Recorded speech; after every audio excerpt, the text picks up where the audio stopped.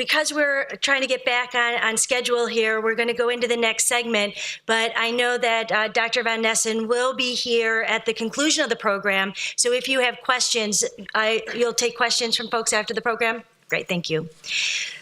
So last but not least, we started the day, looking at the Milwaukee Racine area, and we're ending the day at the other side of the mega region in Northwest Indiana.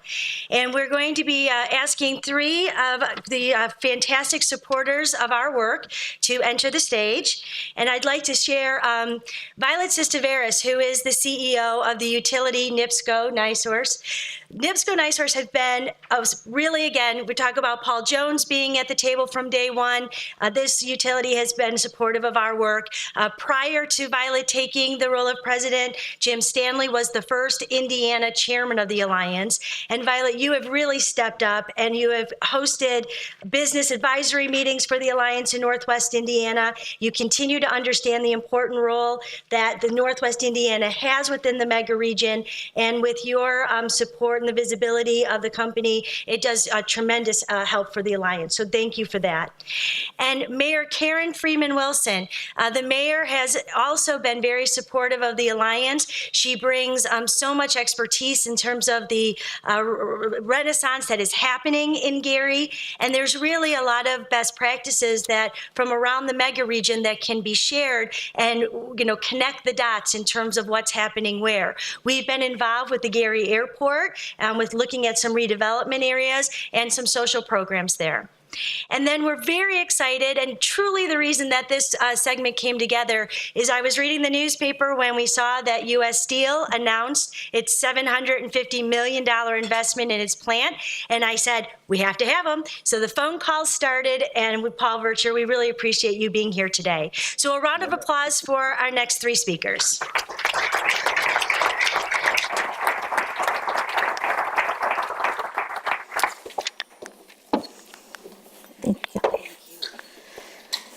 I'll let them get situated.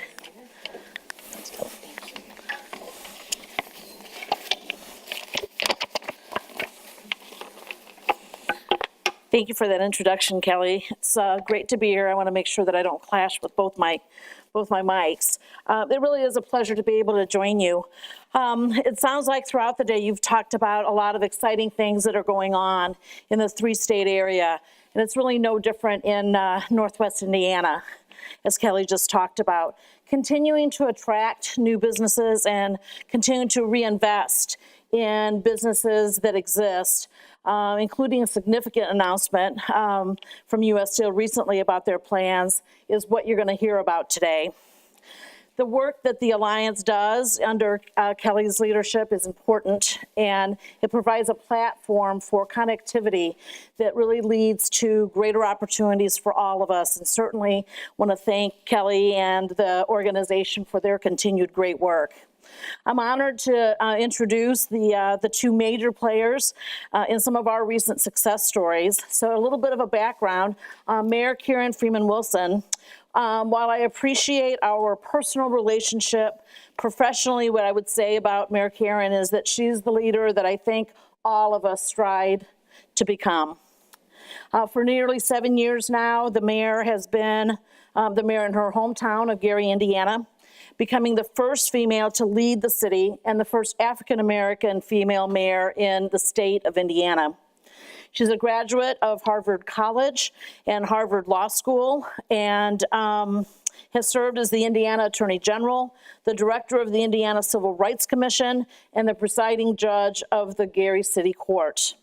She is also a leader in the National Drug Court movement, having served as the CEO of the National Association of Drug Court Professionals and executive director of the National Drug Court Institute. As part of her success in rebuilding of the city of Gary, she's very focused, and I know this firsthand because of the work that we do with her, on new job creation, the completion of the $100 million airport runway relocation, the creation of Art House, a social kitchen. It's a work of public art and a culinary incubator supported through funding from Bloomberg Philanthropics and the Knight Foundation. And certainly she's very focused on the development of key areas of the city, including Miller Beach, University Park, and the downtown neighborhoods. Let me talk a little bit about Paul Vircher. He is a native of Montgomery, Alabama, and welcome to the Midwest. Having joined U.S. Steel in 2007 and currently serves as the Director of State Government Affairs. Paul oversees all government and political activities in Alabama, Arkansas, Illinois, Indiana, as well as Texas. Prior to U.S. Steel, Paul held government affairs positions in the Business Council of Alabama, the Alabama Rural Electric Association, the Birmingham Regional Chamber of Commerce, Alabama Governor Fob James, and also worked with one of the state senators. He's a graduate of the University of Alabama and a Juris Doctor from the Birmingham School of Law. He serves on numerous board of directors, including the Indiana Manufacturers Association, the Birmingham Business Alliance, and Alabama Baseball Coaches Association, just to name a few. His current role enables him to build the healthy relationships needed between a city like Gary, Indiana, and a corporation like U.S. Steel, and the impact that such a collaborative relationship can have on the entire community. We look forward to their discussion on how their renewed partnership has led to investment and revitalization. So I'm going to join them and facilitate a brief discussion.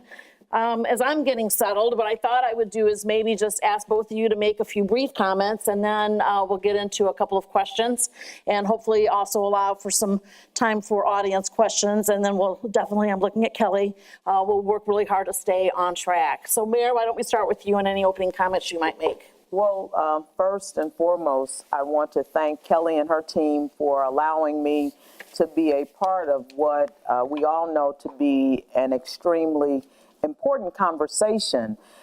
I think that as mayors and as business people and as nonprofits who want to drive our communities and promote our communities, there's a bit of tension in saying that we want to also promote regional competitiveness so that this region can be competitive with other regions. What I would counsel us as we look at the whole notion of regional competitiveness is that there are regions who have this down to a science. I had an opportunity recently as yesterday, to participate with other mayors and Bloomberg Philanthropies in a mayor's innovation workshop day long. And what I noticed immediately was the camaraderie, but not just the camaraderie, but the cooperation that is occurring in the Austin area, that's occurring in the Denver area among mayors, and not just among mayors, but among chief innovation officers, among businesses in those regions. And as a result of that, there was a city's challenge that was announced this morning where Georgetown, Texas, which is in the Austin region, won a challenge, and the folks from Austin were just as happy. So I think that's really instructive to us as a tri-state region to think about how important it is for us to work together, how important it is for us to support each other, and really how important it is, not just because playing nicely together is the thing to do, but really because it benefits the citizens that we have been entrusted in serving. It benefits the business climate in our respective communities, and ultimately, when we work together, we all win. Thank you, Mary. Paul? Yeah, that's a great point, Mayor. And by the way, I lived in downstate Illinois too, at Scott Air Force Base. My dad was military. So welcome back. So I'm back in Illinois, and I've also lived in Kansas City. So I have a little Midwest upbringing. But I wasn't really going to bring this up, but it's a good point because our company, U.S. Steel, has factories all over the country. So we have a pretty big footprint here in North America. We have a footprint in Europe and in other places. So one of our mills in Alabama was shut down. There was a project which most of the economic developers here are probably aware of, the ThyssenKrupp project at down in Mobile, Alabama. And they went into direct competition with United States Steel, and I think they got $1 billion from the state of Alabama. One of the first projects I worked on out of school was our Mercedes project in Alabama, and that I think was just right before BMW, but a lot of people thought that was a bad investment too, but it turned out to be one of the best things the state ever did. But getting back to that point, Mayor, is when ThyssenKrupp came in and competed with us and getting $1 billion from the state, I told the current governor at the time, I said, Governor, I understand why you're going to take this, but you're going to put workers out of a job in Birmingham. I said, so you're adding these new jobs at Port of Mobile, but you're just taking them away from Birmingham. And we made an announcement last year, regrettably, that we closed our flat roll operations down because of that. So I think it's good when communities can come in and work together collaboratively. I think that's the key word, is collaboration. And I just want to say that, you know, our investment that we've decided to make at Gary, you know, it's announced at $750 million. I think there's a chance it could be even more than that, Mayor. But I'm counting on you. But it wouldn't have happened without the collaboration with the city. I mean, one of the things I'm blessed to do is I go around and I talk to different cities and communities and states, and we have a lot of projects. I'm going to talk about one in a second. And I get to go meet with a lot of people, but the mayor of Gary is the best, my favorite mayor in the whole country. And I really have a unique and really good relationship with her. And when it comes time to, you know, look at a project and make an investment, a lot of that is how you feel about the community. And obviously Gary is our flagship plant. So we have a great relationship there, but you have to have great leadership. And leadership starts at the top. So, Mayor, thank you for all the things you do for the community. And you're a big reason why we're coming here to your town. And so just want to thank you. Well, that's very humbling, and I certainly appreciate it, Paul. You know, when we think about the significance of U.S. Steel to the city of Gary, obviously U.S. Steel created the city of Gary as its flagship and, you know, gave birth to the city. But I think we also had to really rethink what our relationship was. And for so long, it was a taking. What can we get U.S. Steel to do?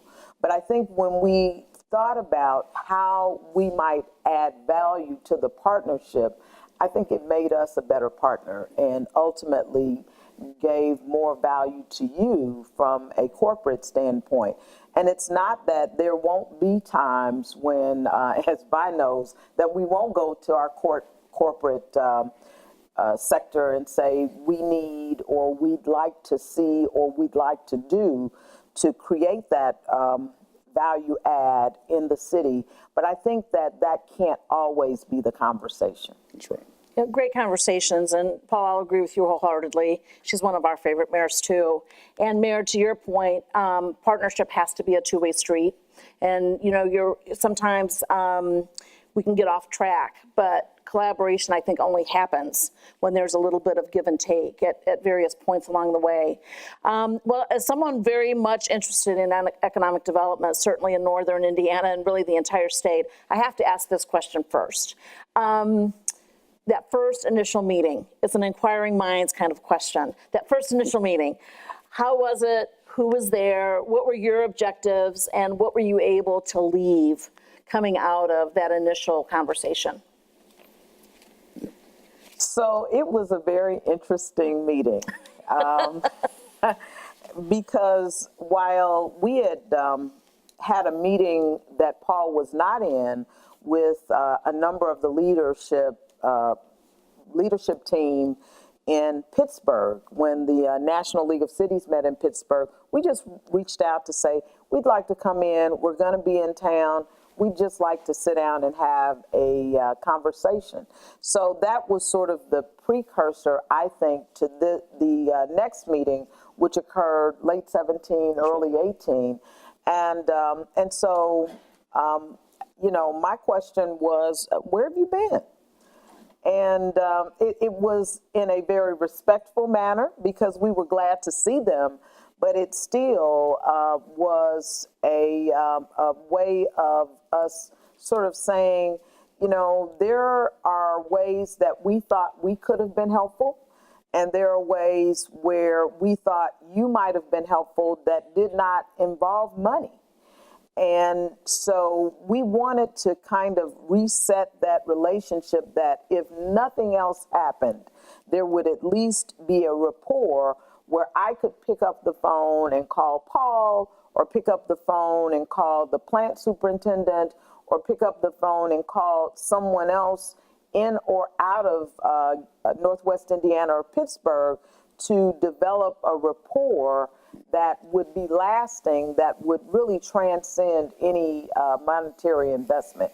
And what I will say in Paul's favor, and really in the company's favor, I don't think they could have had a better ambassador, could have sent a better person to come and sort of reestablish that relationship, because he certainly acknowledged the prior challenges, but also said, okay, that happened then, let's move forward.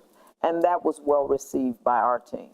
Thank you. And, you know, I think it's something that regrettably corporations can do sometimes. We can retreat into our silos. And, you know, if you look at the cyclical nature of the steel business, you know, we're up and we're down. Well, we were down from 2000, and the cities know it, just like a company knows it. We were really down 2008 until really recently. And so we were in a Lean Six Sigma type environment at our company. We were, you know, we changed from Gatorade to Squincher in our mills because it saved us $3 million a year. You know, TVs went out of the offices. I mean, we went down to where we didn't have anything. But one of the things that we didn't do a good job of was establishing and maintaining relationships with cities and municipalities and governments really at all levels during that time. So when you go into a survival mode, I think one of the things that companies can do, sometimes they lose focus of the relationships. So when you come out of that survival mode, you got nothing, you know, you have nothing there. And so we realized really quickly, and the mayor was kind, and we promised, hey, we're going to do a better job of that. I think we have different leadership, you know, at our company right now. You know, we're looking to really maintain our even keel focus in the troughs, you know, at the peaks and the valleys. And that includes our relationships with the cities. And sometimes it's not, I think what I found more than anything is it's not always about monetary things. I mean, those are things that need to happen in cities, but a lot of times it's just being present on a board, or, you know, coming to a airport meeting, or just doing whatever, you know, whatever that city wants, having a representative there. It doesn't look good if the largest employer is not sitting at a meeting when you bring in a prospective new prospect or whatever. I mean, we need to be involved. And I think we realized that, and we decided to change. And so, you know, our you know, we're making this investment. It's called AMP, Accelerating Manufacturing Production.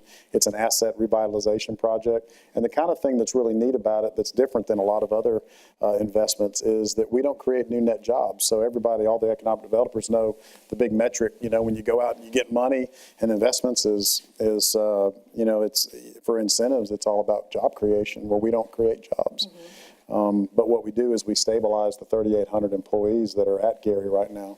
And it's interesting, our company has 29,800 people in our company. Gary in 1970 had 30,000 employees. So automation's come in and our technology's changing, and we're still producing the same amount of steel.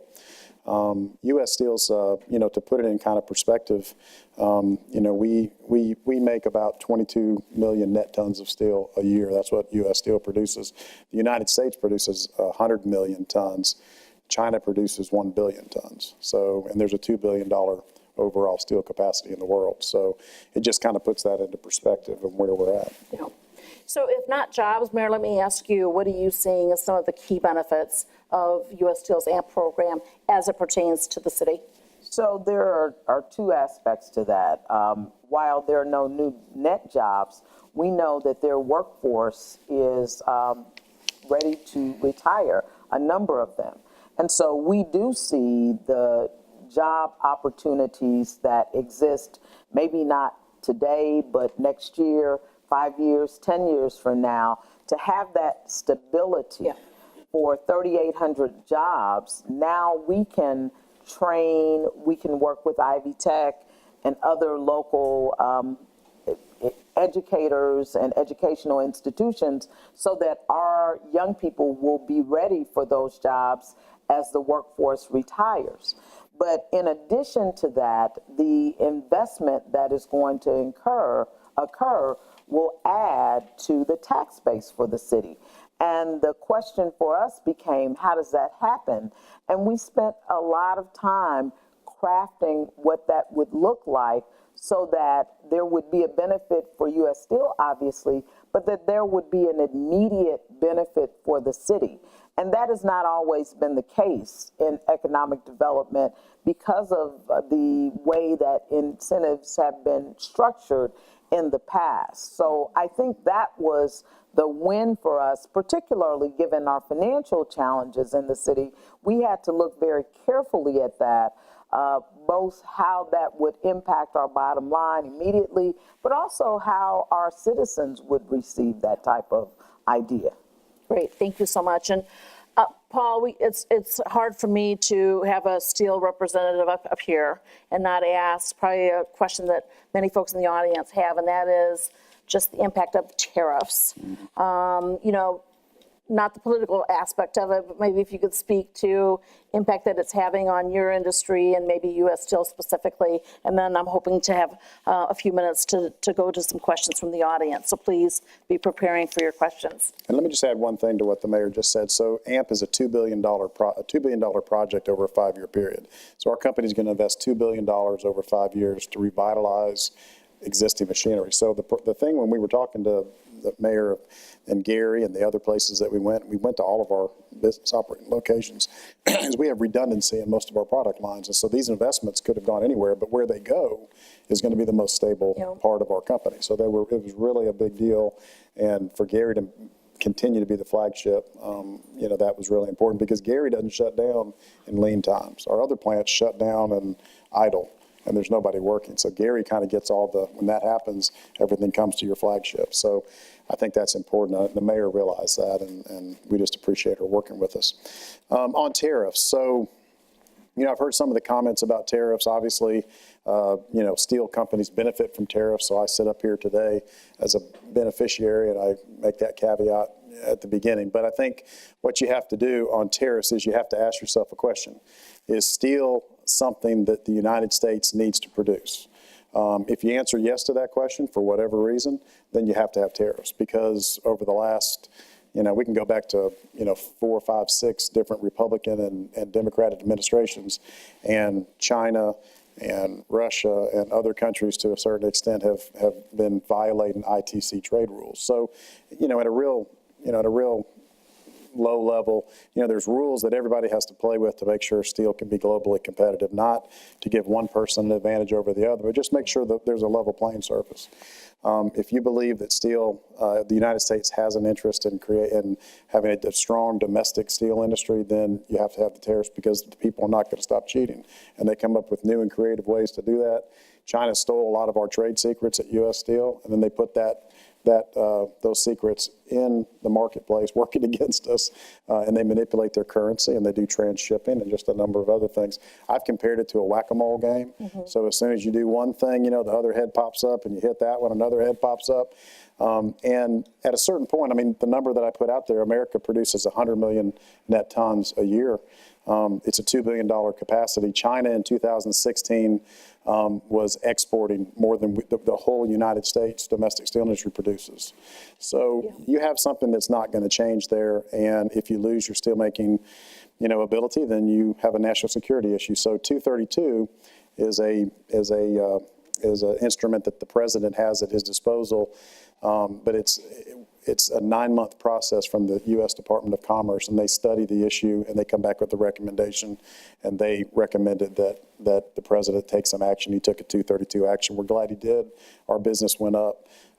We are aware that there's other businesses that were harmed in that, but if President Trump said steel was the backbone of the country, I agree. I work in the industry, but everybody uses steel every day of their life, and so you have to have it. And if you have to have it, you got to do something. It's like the bully. You got to stand up to the bully, and there's some pain involved in that.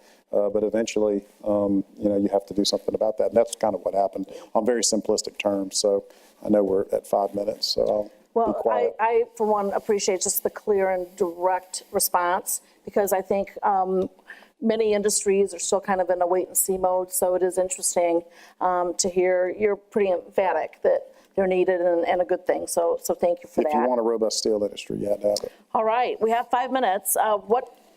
We'll go right here. Yes, go ahead. Okay, this is a question for Paul, and it's kind of a follow-up. You're talking about the tariffs, but what are some of the other economic drivers that led to this investment, as well as firing up the Granite City plant? Yeah, that's a good point. So Granite City is our downstate Illinois plant outside of Belleville. And it produces, I think, 2.7 million tons of steel, has 2 blast furnaces, about 800 jobs. So tariffs played a role in all these things. Our CEO is on record as talking about that. The economy, turning. Like a lot of industries, we'd kind of been sitting on our capital for a while. When you're a steel manufacturer, you got a lot of heavy equipment, and it bangs on it day in, day in, day in. And if you don't make adjustments to it, and if you don't fix it or spend capital to fix it, you're not going to have an operating steel mill. So we had sat on it for a long time. And so I think the economy turning, the tariffs being implemented certainly had an impact at Granite City, reopening those mills, but it also played a role in our AMP process and our investment here in Indiana. Great, thank you. We probably have time for one more. We'll go to you. Mini mills used to be a big factor against fully integrated mills like Gary Works and Granite City. How big of a factor is it as far as your competition now? Yeah, I mean, mini mills they have the biggest stuff, the biggest advantage they have over an integrated. We have an integrated process, which is basically you take minerals, pour it into a blast furnace, make steel. Mini mills, you can flick them on and off.